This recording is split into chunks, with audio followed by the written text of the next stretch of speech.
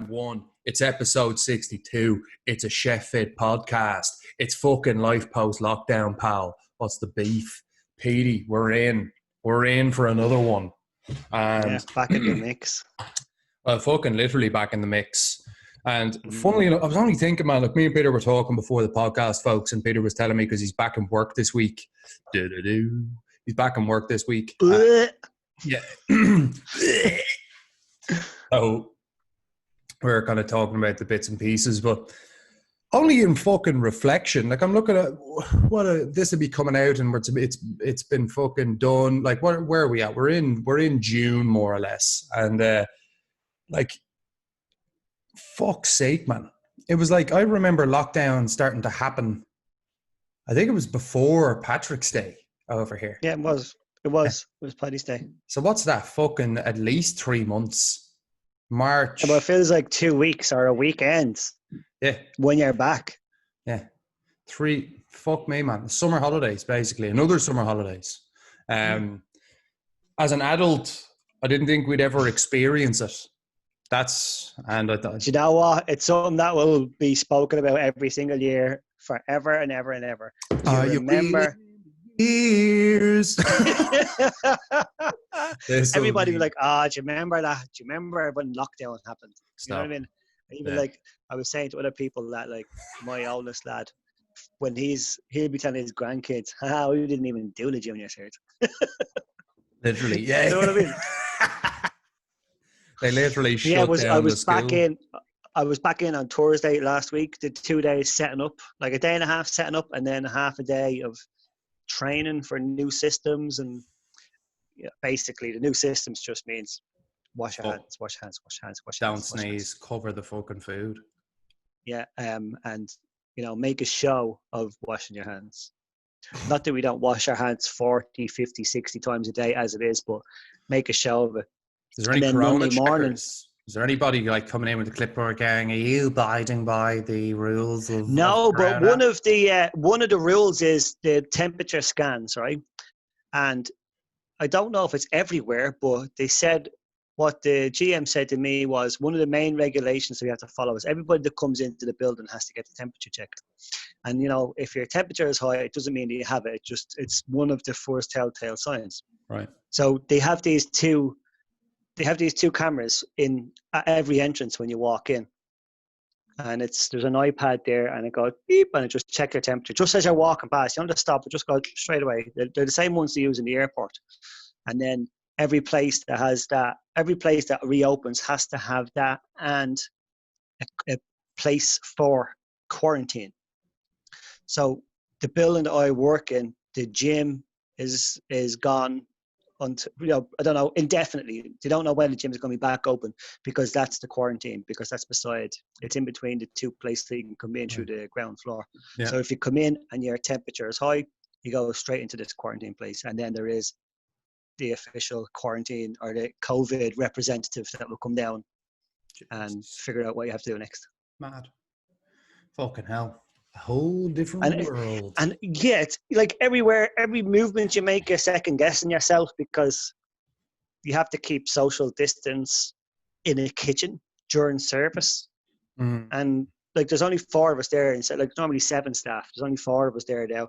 We're still going to be tripping over each other.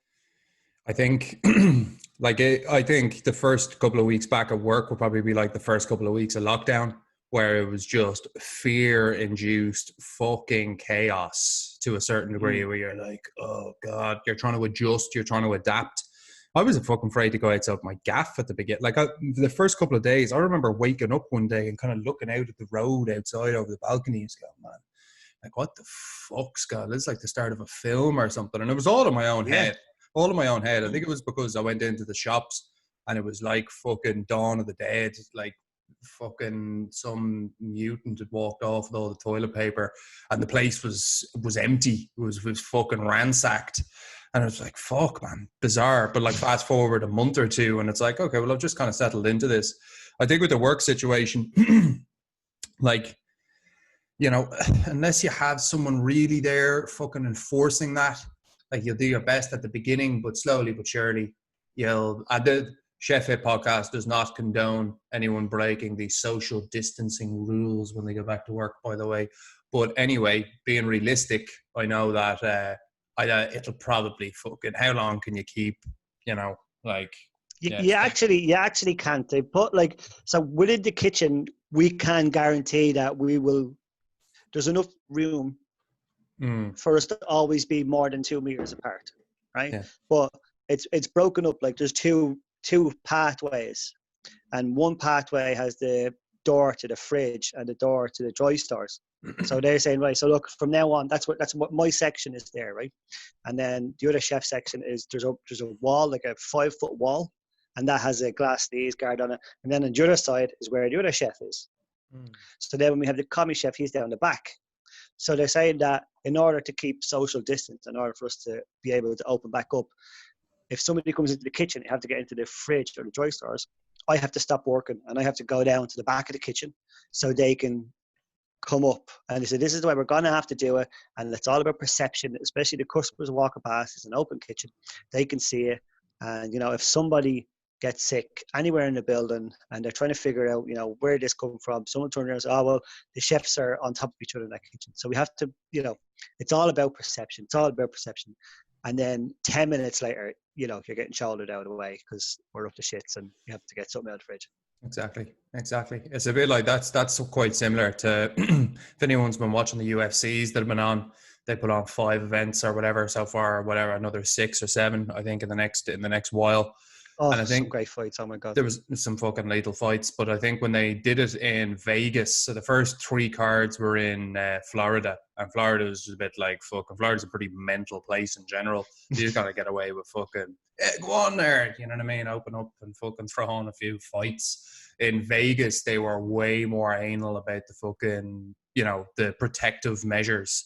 So shit like, unless you're a fighter who's actually in the cage fighting, you must have a mask on. And fighters, if they're going anywhere, doing anything outside the cage, mask on at all times, and it's just... Well, every single person that was there had been tested and cleared. That's the thing that they doesn't were literally in the safest place in the world. So why... Or the face-offs.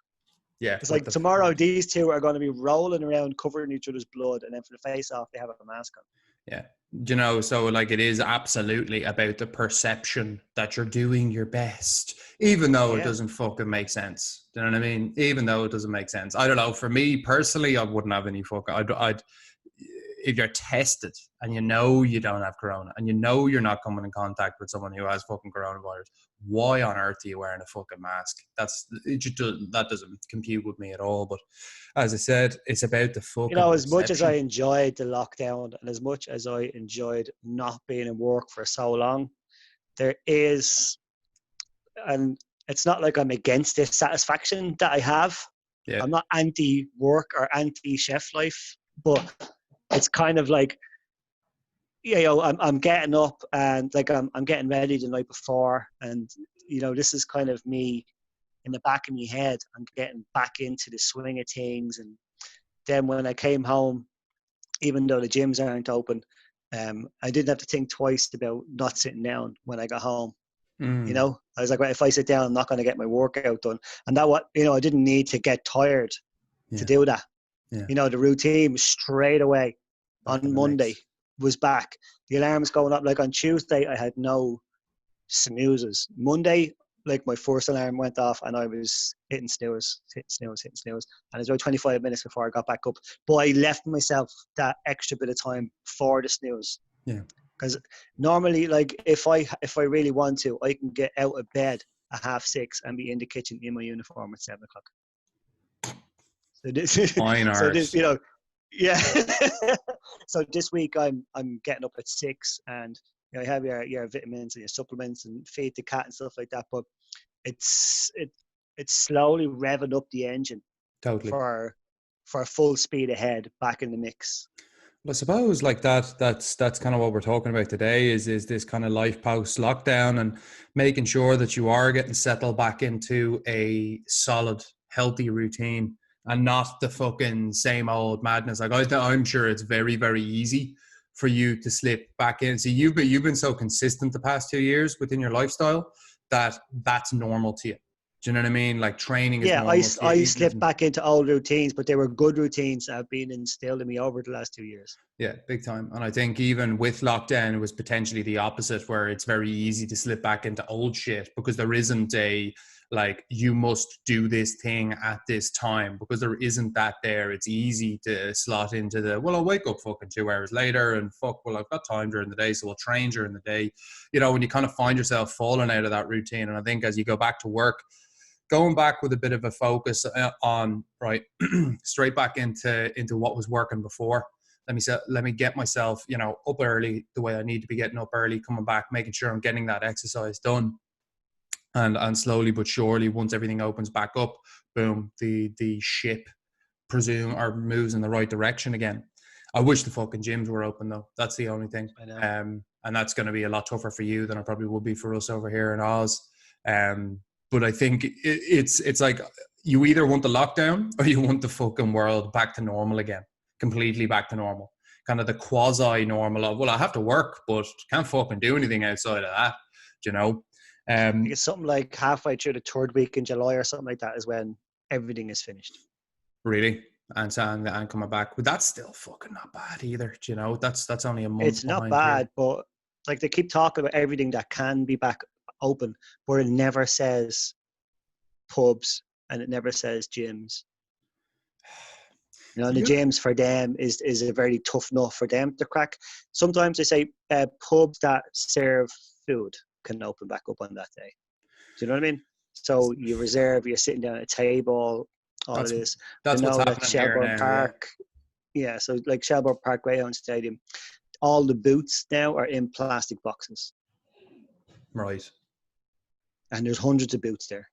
Jesus. In the restaurant, and you know that's how they're going to be able to facilitate getting out, because they are a sporting venue or events. You know what I mean? I know it's 3 or 4 nights a week, but it's still an event.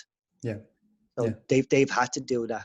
Mm-hmm. And with gyms, you see some countries where the gyms have opened, they put sneeze guards around everything, like in between every treadmill, in between every piece of equipment, and then the open floors are gone.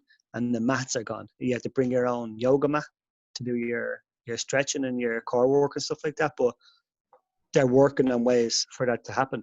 And I honestly, God, I think they should just say, okay, brilliant. So, you know, there's going to be a little bit of a second wave or whatever, or even after the second wave, right? From Monday, everything is finished. Yeah. Everything's open back up, no restrictions. You know, if you want to do this and you want to do that, if you own a place and you want to have social distance restrictions, you go ahead. Or if you feel like you personally don't want to go into a gym yet, then you don't go. But don't go there expecting them to facilitate you. Monday, 9:00, all bets, everything is off, and we're back to square one. Yeah. We're back to the way it was before. That's what I think they should do. There's totally ways and means. Like as you were saying, you know, places are open, like bars and restaurants are opening up back now with limited capacity. So it's like 15 to 20 people instead of fucking 60 to 70. You're usually booking a table. So that's what's happening from a hospitality side of things over here. From a fitness side of things, gyms are back open on the 22nd, not fully though. The jiu-jitsu place that I go and train in, your man Ben, who's the black belt there, like he had to do a course in how to fucking instruct during like COVID or whatever the fuck. So everything's restricted to 10 classes. You have to text ahead to get into a class. The gym, I assume they're going to have some kind of time slot way of doing it where it's like you get your 2 hours here, you have to book it in ahead of time, boom. So it allows us to keep a certain amount of people in the gym. See, the problem is, and I was listening to Joe Rogan the other day, and he's kind of been saying, and he's had this narrative that they've been changing their tune on things every fucking couple of weeks. You know, it's gone from like the virus can live on a surface for fucking 3 days to it doesn't get spread through surfaces. Do you know what I mean? Or like, oh, well, say it's airborne to it doesn't get spread through airborne. It's more surfaces. Like it's very difficult to know what the crack is. So I think, you know, I really wish there was something very, very, very clear cut on what to do that didn't change. But there's definitely ways and means of doing it. The problem that I see is that lifestyle and fitness isn't prioritized when it's a really, really, really integral part of most people's lives. these days. Do you know what I mean? Like it's 2020. Like it's a massive part of my life. It's a massive part of your life. People train and exercise and take care of themselves a lot more than they did fucking 20 years ago. I'll say that, you know?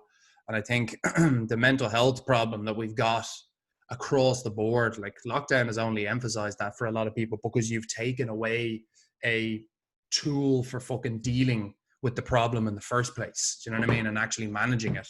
And I think if we were to actually look at the facts of, you know, let's say it's a death toll. I think the main thing is you don't want to fucking, even if you don't get massively affected by it, you don't want to affect someone who's vulnerable. But there's also a degree of like, that's, you know, how much time do you give to that before it's unavoidable? You know what I mean? Like 3 to 3.5 months, the world has kind of been on hold. It's like at a certain point, there has to be a degree of, well, you know, if there is a second fucking hit of something or a second wave of something, you kind of we have to deal with that, you know. And I know that's far easier to say it than to do it, but like that's kind of the reality.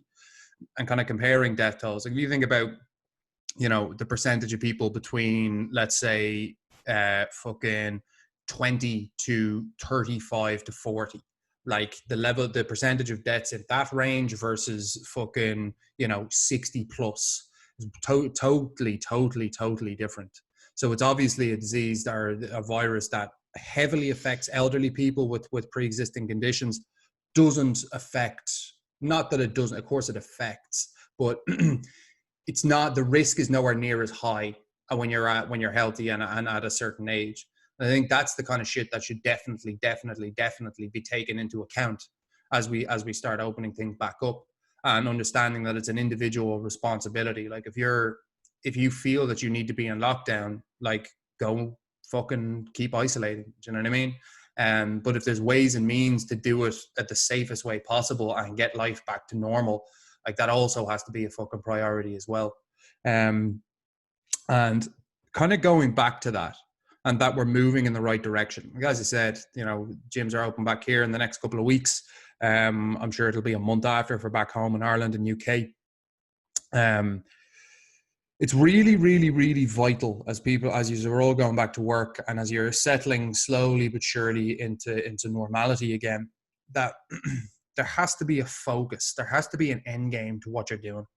I was speaking about this the other day in a video, and I was talking about end game as a chef. Like, what are you fucking, what you're working your bollocks off, or whatever you're doing work wise in cooking. Like, do you know what the end destination is?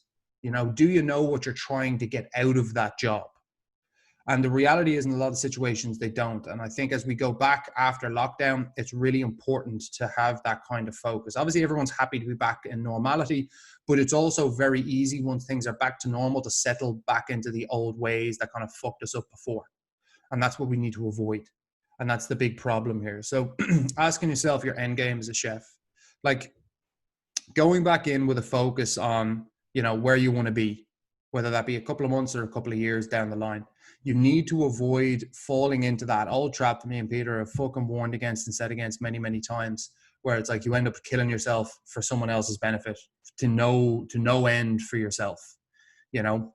And I think you've done that very well, Peter. You've adopted a really positive mindset of like, listen, work is fucking work. And I have a lot of things in my personal life, family wise, and things that I enjoy doing, chef fit or fucking whatever. Yeah. These are the things these are things that I focus on and enjoy outside of work. So therefore work does not dominate my life and I don't let it occupy too much of my headspace. So you've moved yourself into a role that gives you that freedom of time, which is one really good end game to have. Like if you're someone, especially with your background, like you worked your fucking bollocks off for close to 20 years plus. So you think about, you've paid your dues, you've done all that, you know what the fucking slog is about. That's not an end game for you to be slogging it out.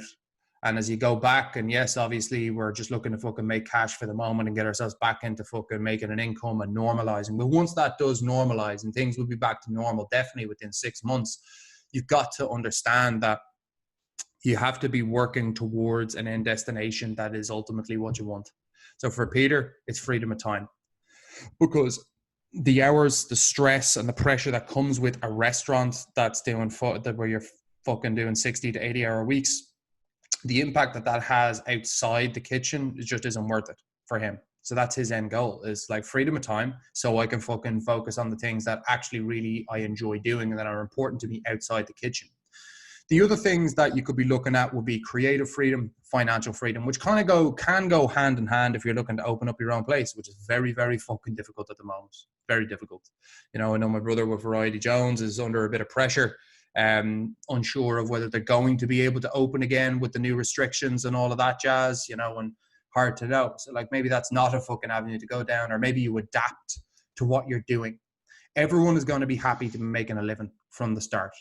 But all I'm saying is you need to avoid falling into the pitfalls and the traps that you did before. You need to avoid falling into the traps. I really fucking hope, man. I really hope that in this time that this industry has really taken some fucking time to look at itself and start, you know, but I don't think it has. I'm just scrolling here where I wrote down was double the price or half the wage. And when I was speaking to a chef today on the round table, I was like, how are you getting on? And he goes, you know what? It's fucking brilliant. I can't wait to go back to work because I'm giving in my notice. Because the place I'm working in, it's a good enough place. And it's a really good world-renowned head chef, but I've noticed now over the last while that he's a negative person in my life and he's using me. I went back for a meeting last week and today, and people are like, oh, what are you doing getting fit for? Sure, you know, that's not you.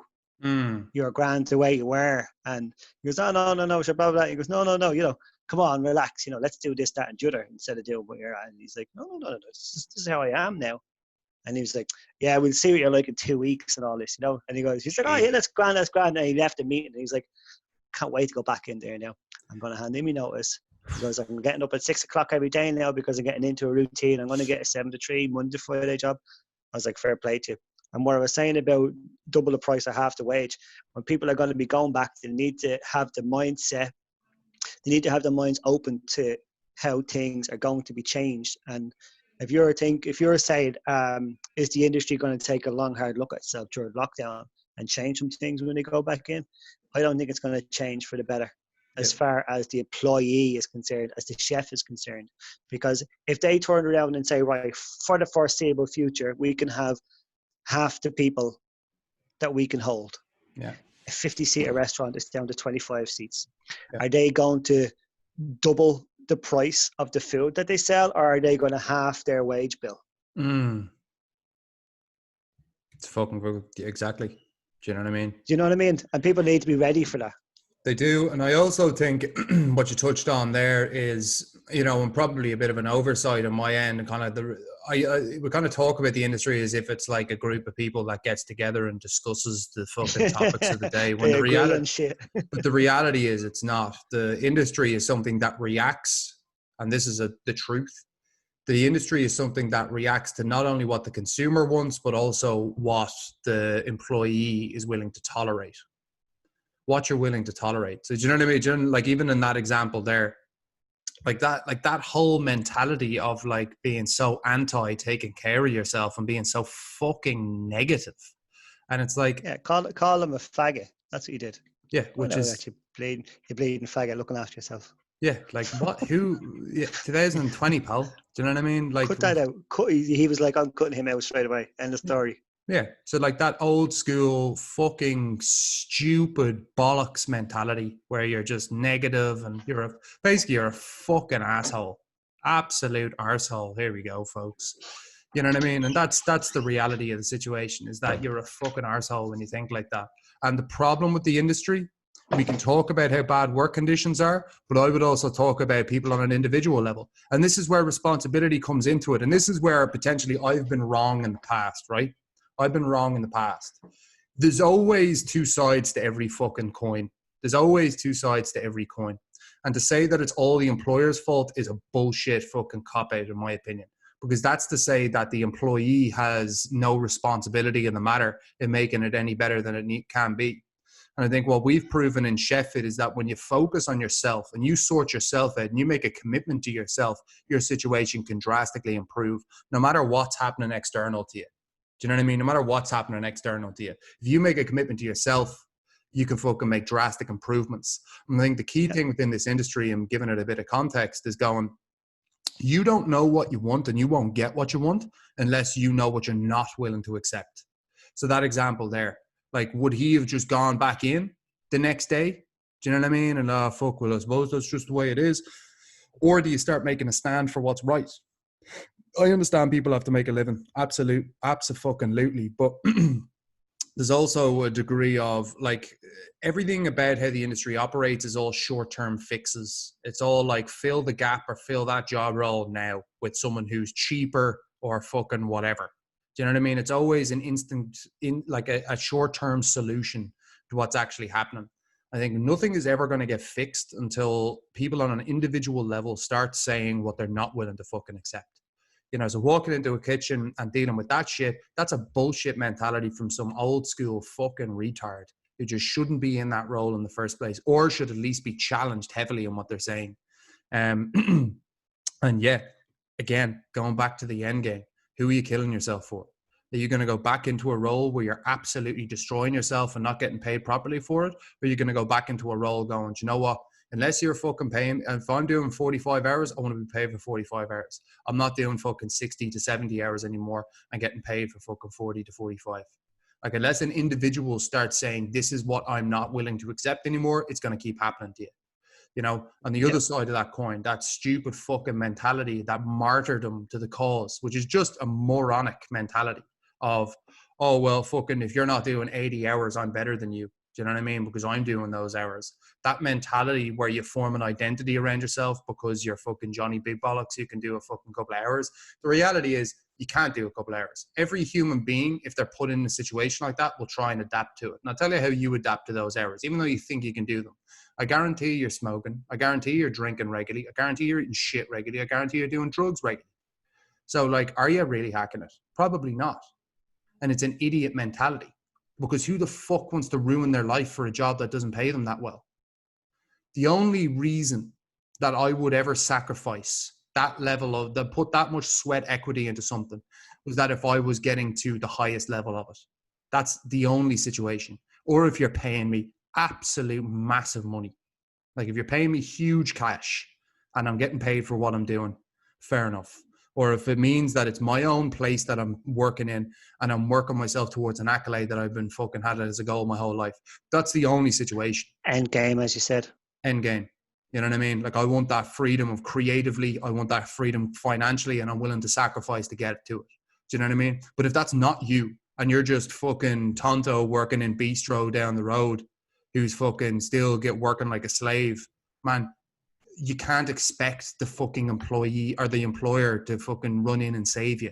The industry is not just going to turn around and, you know, fuck. We wish that it should happen, but it's not going to happen, because there isn't a fucking union. There isn't a room where all the industry gathers together. Like, it's about money at the end of the day. It's about making lots of fucking money. And if you don't realize... Yeah, and it should be about money for you as well. Exactly. So, like, are you getting paid what you're worth? Are you getting overworked? Are you having the piss ripped out of you? Do you have a really negative work environment? If the answer is fucking yes, then that's on you to start putting your fucking foot down and start saying, you know what? No. You know, like, even that hot seat I had the other day, and I know we're fucking getting slightly off topic, but it's important stuff. The hot seat I had the other day with one of the chefs who's been in for a long time, and he was really, really fucking struggling.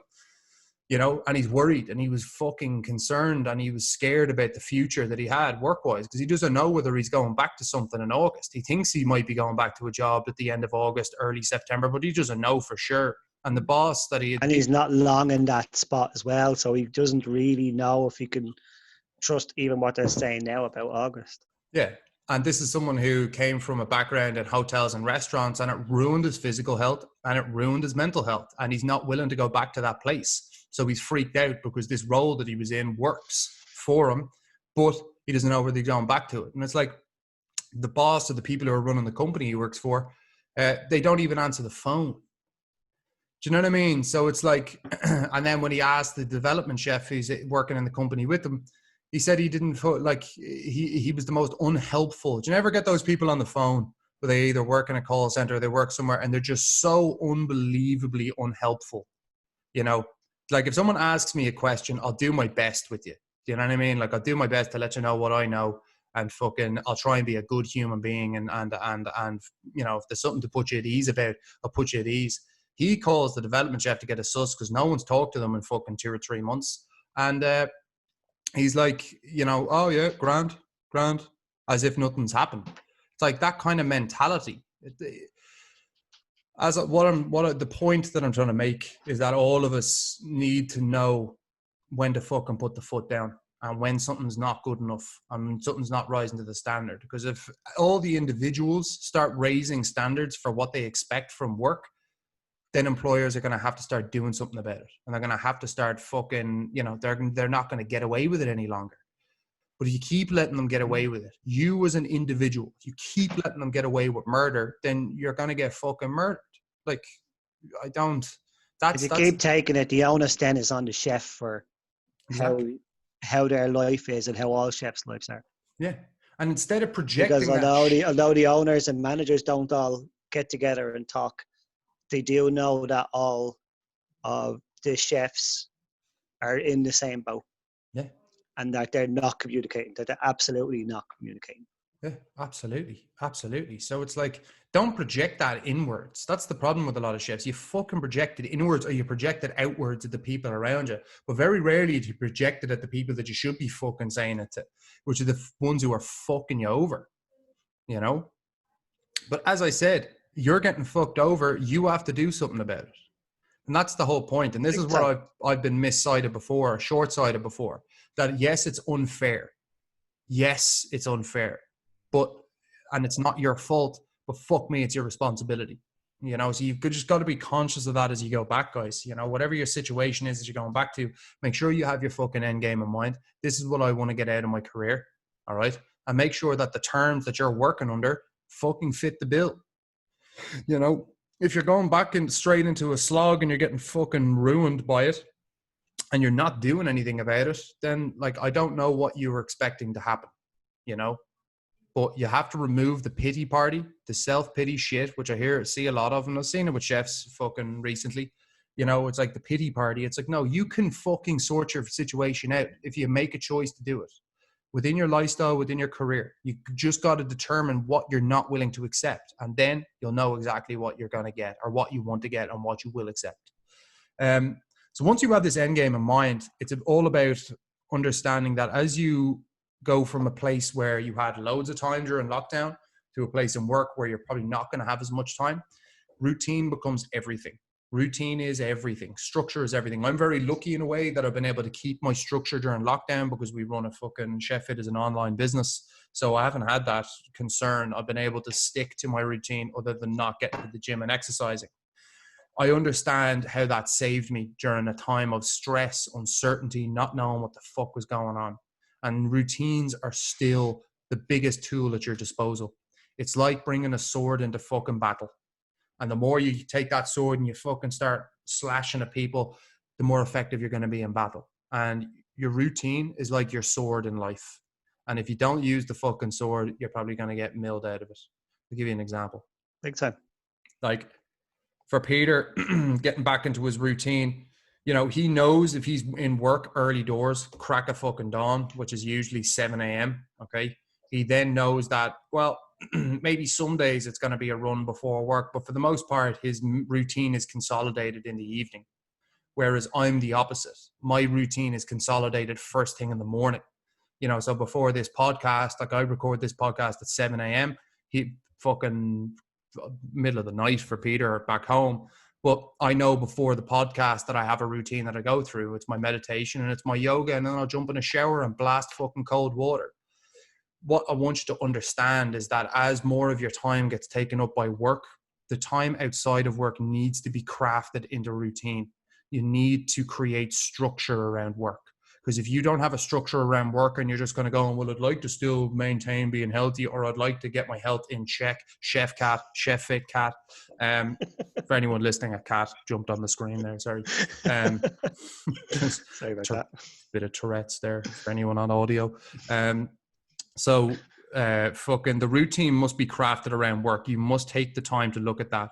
What I always suggest for everyone is that if you work like anywhere from not even mid-morning. If you work from 9 o'clock in the morning onwards, then you need to have a solid early morning routine in place where you're getting your exercise done, where you're writing down a plan for the day, where you're fucking putting things in action, whatever your thing is. My morning routine personally on an ideal morning is meditation, yoga, write a fucking plan, train my arse off, and then jump in the shower and finish it with a cold shower for about 15, 20 seconds just to wake myself up. And well, not wake myself up, but there's a lot of benefits to cold showers. And that's my routine. I try and execute that. Some days I don't execute it fully, some days I do, but for the most part, it's a consolidated routine that I try and follow every single morning. If you're in work like Peter is, fucking very, very early in the morning, then you're probably going to have to do that in reverse, where you might wake up, if you do something in the morning, like a meditation for fucking 5 or 10 minutes, and then you're in the shower and then you're gone. Then it has to be about the exercise later on in the day. You need to have the routine consolidated. So think about it like, imagine a routine is like building a machine. Like if I go to a factory, I get a machine built, cool. I could take that machine then and use it forever.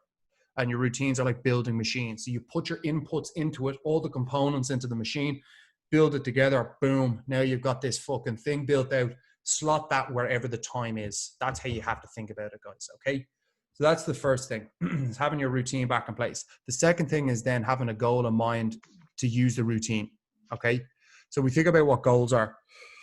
I know for me that lockdown has been about maintenance, potentially failing at the maintenance, but I've been trying to maintain the shape, not turn into a complete and utter fucking bowl of custard, but actually try and keep some level of shape. So we've been running body weight workouts, but I know once I go back and my gyms and the gyms are open, that like I'm fully fucking, it's like, chap, you've gone, like I'm 104 kilos now.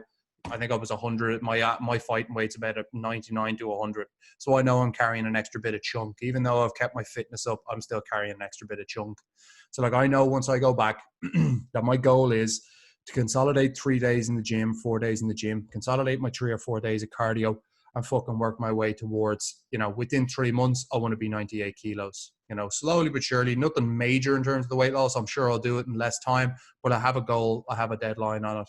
Boom. That's what I'm working towards. Okay. That's personal to me. For you, it could be something else. Do you know what I mean? But you have to have a focus and a goal in mind. What are you looking to achieve? Okay. You have the routine. Why do you have the routine? You have the routine because you're looking to get to this goal, right? When you have a goal, there's nothing better than knowing that Monday, Wednesday, Friday after, for me, because my hours, Monday, Wednesday, Friday after work, I know that I am absolutely 100% going to the gym and getting it done. And the way our workouts are built as well, the whole thing leads, the whole week is one big training session. And when that gets back in fully, I know that it's not autopilot, because it's very focused is what I mean. It's very focused, and when you have it, it's plan. I love to have, it's just right there is our weekly dry marker board that's on the side of the fridge. And Monday, Wednesday, Fridays gym sessions are on there, and then football training matches, all that stuff is on there as well. But when you have it planned and it's set, and when you're talking about getting back into the routines, you don't say, right, Wednesday morning or afternoon I need to get this and that done. You're leading yourself up to failure. As Andy always says, get rid of the excuses before they happen. So it's not, all right, I'm going to go home and see what the story is, and I'm either going to go to the gym then straight away, or I'm going to go at 8 o'clock and be finished at 9:30. Because then when you get in, there's always going to be something at home that can distract you away from getting it done. But if it's written on the board there that at 4 o'clock till 5:30, I'm in the gym, it's not something that I'm doing that day. It's something that is already part of the whole week. The same way as going to work on Tuesday from 7 o'clock, 3 o'clock is part of this whole week. Exactly. So like planning and scheduling is another massive part of it that consolidates shit. I don't give a fuck who you are. If you don't plan what you're doing, you're probably going to end up doing it lackluster. If you don't plan what you're doing, you're going to find excuses. And very, very simple. Like We can and the all fucking park run. Yeah, like we can all wake up with the best intentions, you know? Like, oh yeah, well I'll go to work and then I'll do this after work. Well, what happens if you have a bad day in work and you haven't fucking written down that you're definitely going to be going to the gym? Well, you're probably going to find an excuse to not go to the gym. And then that's going to become a fucking trend. And then before you know it, you're fucking living in a world of excuses and bullshit and comfort zone. You got to understand that by writing something down, you make it real. And the biggest piece of advice that I'll always give to someone is that, you know, if you haven't made a decision in your mind to do something, then you're going to find an excuse not to do it. We all say we want to do something, but have you truly made the decision? You know, and that's a powerful thing. The power of fucking choice. We all have a choice. Make the choice. You know, so by writing things down, you're making a choice. It's not a guarantee, but fuck me, it's increasing your chances massively of doing it. So if you don't have a diary, I would suggest getting one. The diary becomes your way of scheduling for yourself. Oh, I don't like planning. I don't like this. I don't like that. I don't like planning either. I don't like fucking scheduling either. But I still do it because I know it's an essential part of keeping myself operating at a high standard and keeps me living the life that I want to live. And if you don't do it, you're winging it, you know? I see chefs and chef it all the time. When you've got loads of time, oh, well, I didn't need to plan. Great, you're fine. And then as soon as you go back to a regular routine with work and you've got to fucking sacrifice and make a juggling act, you're fucked because you didn't plan in the first place. Anyone that doesn't organize themselves or plan ahead accordingly is going to fucking fall by the wayside. End of. There's no discussion on that. Everyone's different. No, they're not. They're not different. You need to plan. You need to write down fucking intentions for every single day. When are you going to do stuff? Or if you have a whiteboard that you can map out your week and say, right, this is when I'm going to do my stuff. This is what I'm training on Tuesday at this time, training on Wednesday at this time. This is where I'm going for it. You know, if you put that level of prep into how you're going to go about your week is going to be a lot more successful. But if you don't put any thought past Monday into your week, then chances are you're going to have a good Monday and a shit week the rest of the time. So again, plan accordingly, because if you have a plan of action, then it's much easier to take action. If you have no plan of action, then you're throwing shit at a wall and hoping it sticks. And the reality is a lot of that shit ain't sticking. You know, a little bit might, but majority of it's going to fall off. Getting a bit graphic with you. So remember what your priorities are as we end this. Going back into work knowing that you're not going to accept bullshit, okay? Use the example we said. Chef went in, they've been focusing on their lifestyle since lockdown. They've gone back in, their boss is a wanker, also homophobic, and is basically in a mindset where, you know, it's not conducive to fucking to living a healthier, better life. So you got to know that you're not willing to accept that as you go back. Understand what you're not willing to accept. Secondly, going back with a goal or a focus. So knowing that what your end game is as a chef, and then what your goal is as a person. End game as a chef, whether that be freedom of time, whether that be creative freedom or financial freedom. You're probably going to struggle with the financial freedom side of things for the moment. Creatively, if you're able to adapt to the lockdown or whatever's going on in the industry right now, but for the most part, maybe it's freedom of time. I think that's always a good, empowering process for a chef, you know, is going, well, actually, I'm not willing to take that. I do deserve more time off, and I'm going to fucking take more time off. Or this is the conversation I'm going to have, or this is the place I'm going to look for a job. You know, that's the mindset, is putting yourself first, making you a priority and not being dicked around by people. That's what I think a really positive mentality to go in with is. Once you're there, goal for you as a person. It's like, what am I looking to do? If I'm looking to get myself into a good, healthy, active routine or a structure or a lifestyle, what's my end goal with it? Is it I want to fucking, you know, live a structured, happy life because before I was all over the fucking place? Is it I want to get my confidence back and lose a lot of weight or get myself in shape, fitness wise, whatever it is? Have a goal that makes sense. Have a deadline on that. You move forward from there. Your big things are then going to be applying your routine around work, writing down a plan for every week and every single day, and then executing it because you know it's the life that you need to be living and that you know you want to be living. And to be honest, if lockdown's taught us anything, it's that we shouldn't take the tools that allow us to live a really solid lifestyle for granted. I know I fucking won't be doing it again because I was before. 100%. And don't go back into a toxic environment with toxic people. Yeah. It's not good for you. You and are hopefully, yeah, big time. Exactly. You've said it 1,000 times. When you have If you spent the last 2 months with your loved ones without having to go anywhere, literally, you're just around people that are good for you. Yeah. And then remember that when you go back into work.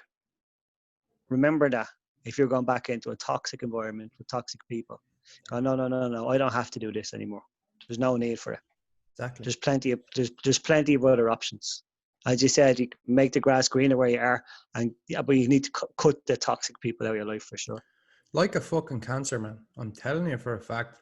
And this is, I think my my biggest advice to people is to hold higher standards for the people around you. You know what I mean? The first thing is you. Like, you can't hold a high standard for someone else if you don't hold yourself to a high standard. Okay. So the first step is getting yourself sorted. But at that point, like, you've got to audit your life and the people who are around you. I'm very conscious of this. Like, I'm very cognizant that I have friends, but I have one or two best mates. A lot of people will say, well, this person's my fucking best mate or whatever. People are too flimsy with the relationships that they find themselves in. Do you get me? So when you're flimsy with the people around you, and you don't really hold a standard for them, or you accept fucking bullshit, you're going to get bullshit. Do you get me? So you're going to go into work and you're going to be surrounded by wankers who should be called out in their shit, or just you shouldn't be tolerating that and you shouldn't be around it, but you will tolerate it. And that's a problem, and that will fuck you up. Like, toxic environments, we've all worked in them. It's terrible. Complaining, negativity, you get dragged into fucking drama and bollocks. And it's like, nah, man, you take control of your own life, sort your shit out. And once you're sorted, then you're going to be able to go into an environment and say, actually, do you know what? This isn't fucking for me. So that's the process I'd ask everyone to fucking be cognizant of, you know? Don't call everyone your best mate if you can't call them when the shit hits the fan. That's not a best mate. That's a friend or an acquaintance. So be clear on that, guys. You know, you're the sum of the 5 people you spend the most time with. Spend your time with fucking, literally toxic assholes, and you're going to be a toxic asshole, or at least you're going to feel toxic if you're not like them. And if you spend your time with really positive people who fill you full of fucking happiness and joy, you're going to be fucking happy and joyful. Yeah, or you're going to become fucking exhausted.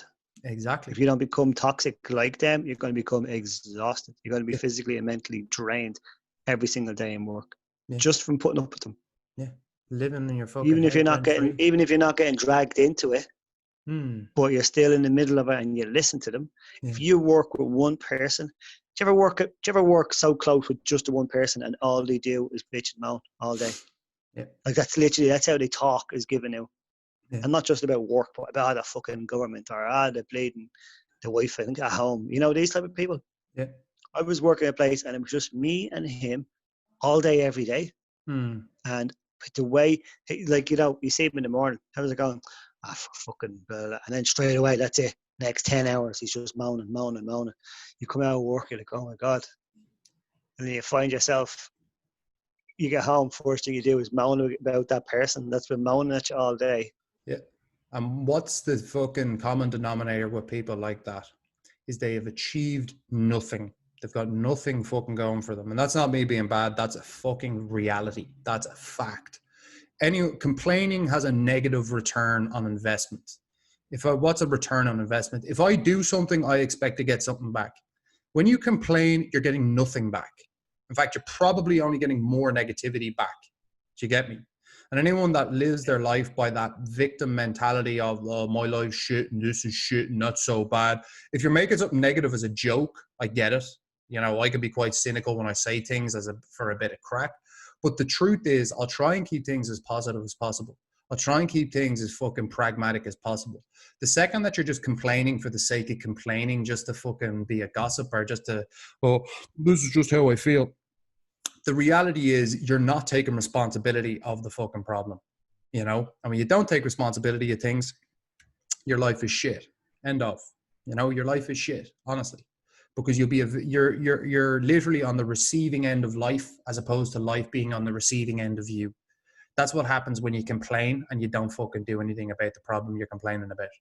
So instead of complaining, if you're around people like that, be fucking, Like, don't be cautious of them. Like, be real. Are you willing to tolerate it? No. Cool.